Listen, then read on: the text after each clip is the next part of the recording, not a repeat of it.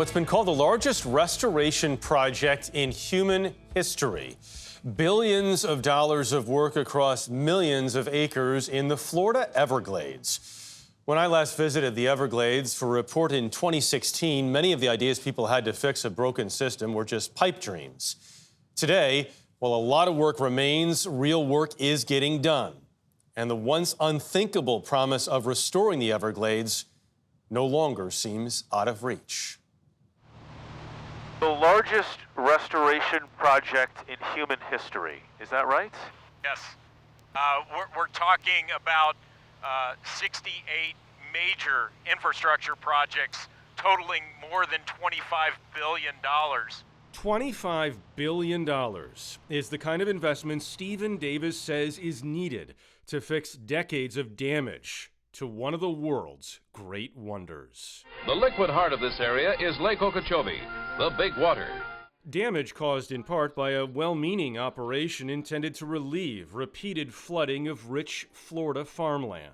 This is a project of mammoth proportions, one that calls for more than 700 miles of new levees throughout the central and southern Florida area. But it was really the Central and Southern Florida project that just had devastating impacts on this ecosystem. Davis is the Chief Science Officer of the Everglades Foundation. What happened to the Everglades? They basically disconnected Lake Okeechobee from the Everglades ecosystem, and so this part of the ecosystem is deprived of that fresh water. So for decades, South Florida just hasn't gotten enough water. Exactly. And with each water crisis we have, whether it's blue-green algae, exacerbation of red tide, fires out in the Everglades, seagrass die-off in Florida Bay and around the Keys, there's a growing awareness of the need to replumb South Florida. Replumbing South Florida includes building a reservoir that's costing about $4 billion just by itself. That is the entire footprint of this project. We got a bird's eye view thanks to the nonprofit group Lighthawk. You described the reservoir as heart bypass surgery. Exactly. It's the means of reconnecting Lake Okeechobee, which is really described by many as the beating heart of this ecosystem. It reconnects the heart back to the body, which is the Everglades, the river of grass. Work is also moving along on a project to raise the Tamiami Trail Road. Built in 1928, the road cut off almost all water flow into the southern Everglades. Perhaps the biggest impediment, the Everglades remain a boon for big business. Most people are surprised to hear drilling still takes place in the Everglades. And it's long been a hugely productive spot for the sugar industry. How big of a problem does the sugar industry remain when it comes to the Everglades and a healthy Everglades? Really through a variety of means. One, they're a source of pollution to the Everglades. And the state has had to respond by building tens of thousands of wetlands, treatment marshes to clean up the pollution that run off those fields before it gets into the Everglades. That's where a project overseen by Lawrence Glenn of the South Florida Water Management District comes in. We're standing in the middle of the cleansing. Yes.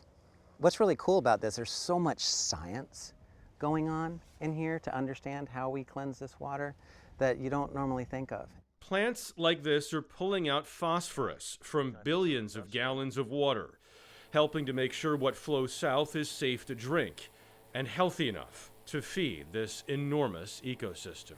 This is what's doing the work.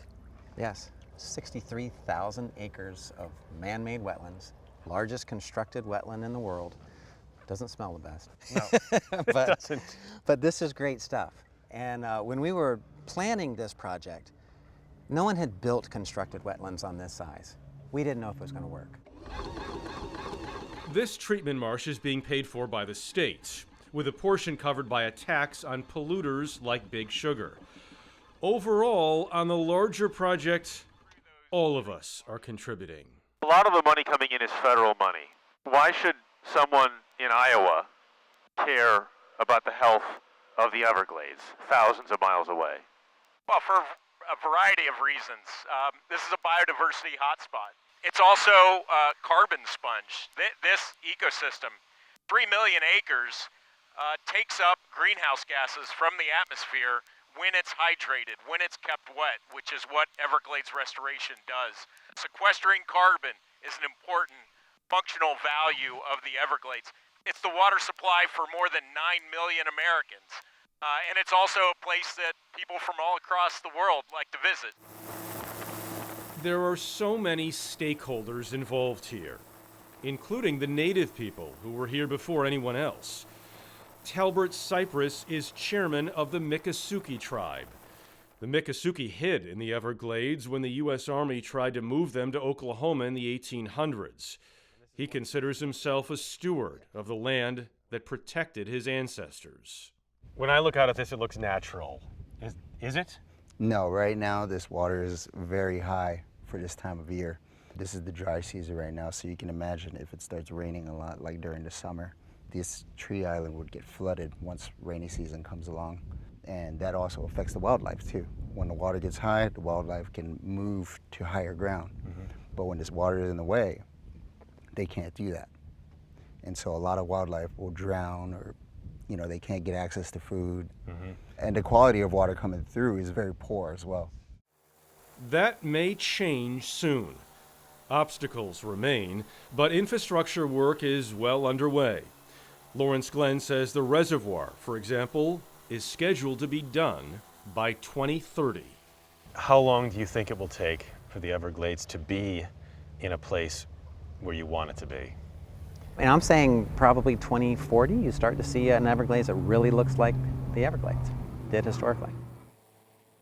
It took 100 years to really mess it up, so they're hoping a few decades and they can fix it. We did want to speak to the sugar industry. We reached out to them to ask them some questions. They did not want to talk to us, so we didn't hear from them.